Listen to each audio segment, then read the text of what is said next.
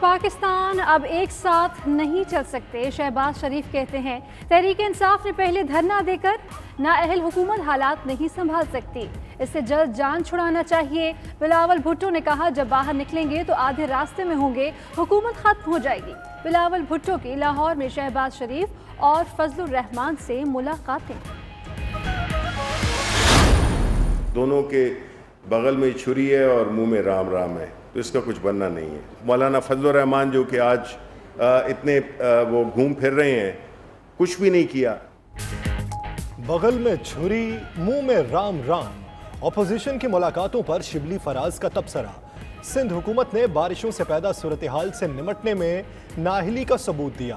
وفاق کراچی کے عوام کو سندھ حکومت کے رحم و کرم پر نہیں چھوڑے گا۔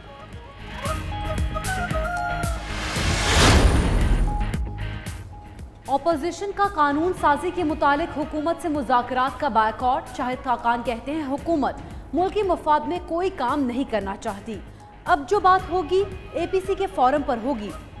حکومت نے نیب قوانین میں اپوزیشن کی ترامیم مسترد کر دی، یہ نہیں بتایا کون سی تجاویز منظور نہیں۔ اپوزیشن کی مجوزہ ترامیم نیب کے پر کاٹنے کی کوششیں۔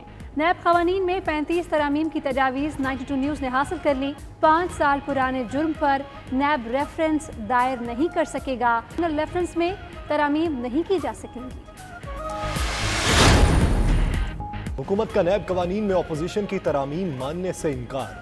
شاہ محمود نے کہا اپوزیشن کی ترامیم سے احتساب کا ادارہ بے معنی ہو جائے گا۔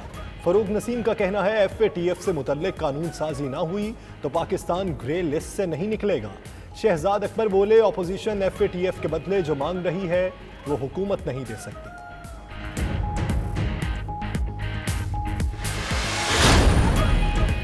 شہباز شریف کے خلاف اثاثہ جات کیس میں ریفرنس دائر کرنے کی منظوری۔ نیب حمزہ شہباز اور سلیمان شہباز کے خلاف بھی ریفرنس دائر کرے گا۔ ایل این جی کیس میں شاہد خاقان اور مفتاح اسماعیل کے خلاف ضمنی ریفرنس کی منظوری۔ ادھر نیب خیبر پختونخوا نے فضل الرحمان اور خاندان کے خلاف انکوائری شروع کر دی۔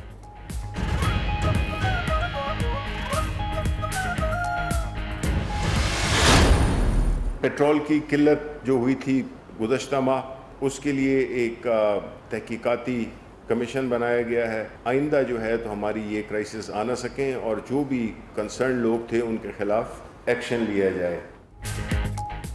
وفاقی کابینہ نے گندم درآمد کرنے کی منظوری دے ڈالی۔ پیٹرولیم بحران کی تحقیقات کے لیے کمیشن بنانے کی بھی منظوری۔ اسلام آباد میں گھریلو ملازمین کے تحفظ کا بل منظور۔ ای سی سی کے فیصلوں کی توثیق۔ شبلی فراز کے مطابق درآمدی گندم آئندہ ماہ پہنچ جائے گی۔ سی پیک منصوبوں میں پیش رفت تیز۔ مانسہرہ تھاکوٹ ایکسپریس وے مکمل، عام ٹریفک کے لیے کھول دی گئی۔ وزیر اعلیٰ محمود خان نے Hazara motorway Havelian Thakot section کا باقاعدہ افتتاح کیا۔ Chairman CPEC authority Asim Bajwa کے مطابق Mansehra Thakot expressway 80 kilometre طویل ہے۔ پیٹرولیم قیمتیں 15 روز بعد تبدیل کرنے کی تجاویز منظور۔ مشیر خزانہ حفیظ شیخ کی زیر صدارت اقتصادی رابطہ کمیٹی کا اجلاس۔ آئندہ ماہ کے لیے پیٹرولیوم مصنوعات کی قیمتوں پر غور۔ 3 لاکھ ٹن گندم درآمد کرنے کی بھی منظوری دے دی۔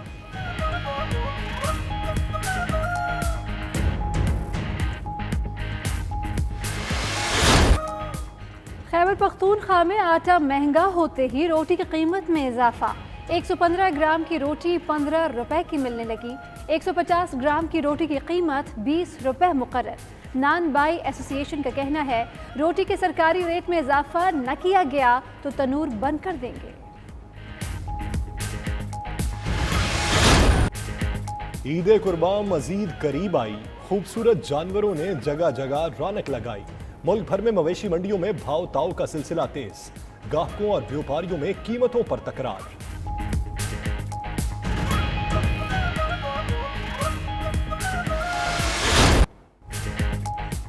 ٹیسٹ کرکٹ میں 500 وکٹیں، ویل ڈن اسٹیورٹ براڈ۔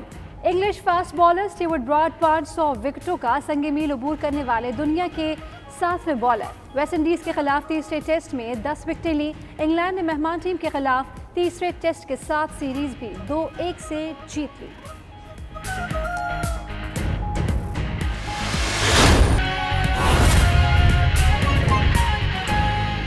اس حکومت کے پاس کوئی جواب نہیں.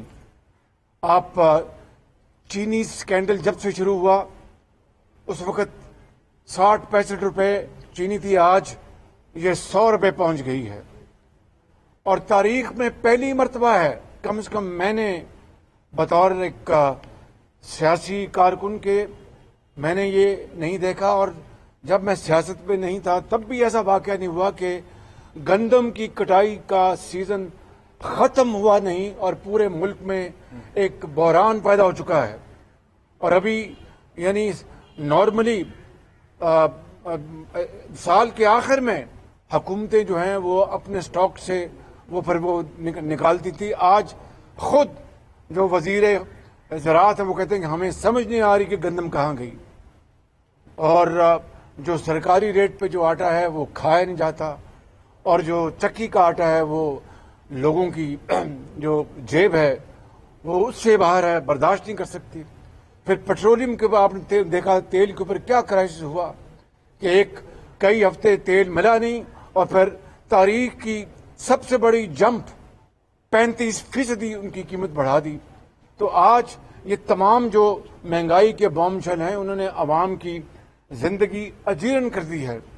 عام آدمی بیچارہ وہ ایک وقت کی روٹی پوری نہیں کر سکتا, اور جسم کو اکٹھا رکھنا اس کے لیے ایک چیلنج بن گیا ہے. تو میں سمجھتا ہوں کہ کہاں ان کے وہ دعوے کہ 50 لاکھ گھر بنائیں گے, کہاں ان کے وہ دعوے کہ 1 کروڑ نوکریاں دیں گے. وہ 1 کروڑ نوکریاں کیا, لاکھوں لوگ جو ہیں وہ اس وقت بے روزگار ہیں. اور جو آپ جانتے ہیں کہ جی ڈی پی جو 2018 میں وہ 5.8 پہ آ چکی تھی, انہوں نے پہلے فجنگ کی اور کہا کہ 3.3 ہے, اور پھر اس کو دوبارہ ان کو مجبوراً اس کو کریکٹ کرنا پڑا اور کہا کہ یہ 1.9 ہے. اس سے آپ اندازہ کر لیں کہ لاکھوں لوگ بے روزگار ہو گئے, کاروبار تباہ ہو گیا, اور کاروباری آدمی اب اتنے یو ٹرنز ہو چکے ہیں کہ وہ اگر یہ عمران خان نیازی ان کو میں سمجھتا ہوں کہ ہر قسم کی یقین دہانی بھی دلائے تو وہ اب سرمایہ کاری کرنے کے لیے تیار نہیں ہے اس حکومت کے اس دوران. یہ ہے خدا داد ملک پاکستان کی اس وقت حالت اظہار, اور میں سمجھتا ہوں کہ اس انکمپٹنٹ سلیکٹڈ حکومت کہ یہ اب بس کی بات نہیں ہے کہ وہ حالات کو سدھار سکے. اور اس لیے یہ ہمیں خوشی سے نہیں, لیکن یہ ایک جو اس وقت ملک کی صورتحال ہے اس کی بنا پر یہ کہنا ضروری ہو گیا ہے کہ عمران خان نیازی کی حکومت مکمل طور پر ناکام ہو چکی ہے, اور مزید اس حکومت کا رہنا اس ملک کے لیے, اس ملک کی معیشت کے لیے, اس ملک کے عوام کے لیے وہ کسی بھی خطرے سے کم نہیں ہے. آج ہماری جو بلاول بھٹو زرداری صاحب سے جو گفتگو ہوئی اس پہ ہم مکمل طور پر ہمارا اتفاق ہے کہ عید کے بعد رہبر کمیٹی کی میٹنگ ہوگی, اس میں باقاعدہ جو ایشوز ہیں وہ ڈسکس ہوں گے. تمام جو کمپوننٹ پارٹیز کے وہاں پر جو ریپرزنٹیٹس ہیں, اس کے بعد پھر انشاءاللہ اے پی سی میں وہ ایجنڈا لے کے جائے گا, اور اے پی سی میں پھر انشاءاللہ باقاعدہ ایک پورا اس کا اعلان کیا جائے گا, جو بھی اس بارے میں اسٹریٹجی اور جو ہماری جو سوچ ہے اس کو ہم انشاءاللہ عملی شکل دیں گے. میں اب جناب بلاول بھٹو صاحب کو گزارش کروں گا کہ وہ اسٹیج میں. شکریہ. آپ سب کا شکریہ, اور خاص طور پہ جو ہمارا لیڈر آف دی اپوزیشن ہے شہباز شریف صاحب کا ہم بہت ہی شکر گزار ہیں. ہمیں دعوت بھی دیا, چائے بھی پلایا, اور ہم خوش ہیں کہ جہاں تک کووڈ ہے, جہاں تک شہباز شریف صاحب کا صحت ہے, یہ وہ بھی بہتری کی طرف جا رہا ہے. یہ پورے پاکستان کے لیے خوشخبری ہے. اور جیسے شہباز شریف صاحب نے ابھی آپ کو سنایا, جس طریقے سے عمران خان کی سلیکٹڈ حکومت ہر پاکستانی کا صحت اور زندگی کے لیے خطرہ بن چکا ہے, معاشی صورتحال کے لیے خطرہ بن چکا ہے, اب سارے پاکستان میں جو اپوزیشن جماعتیں ہیں، پاکستان کے جو عوام ہیں، ہم سارے کے سارے ایک پیج پہ ہیں کہ ہمیں اس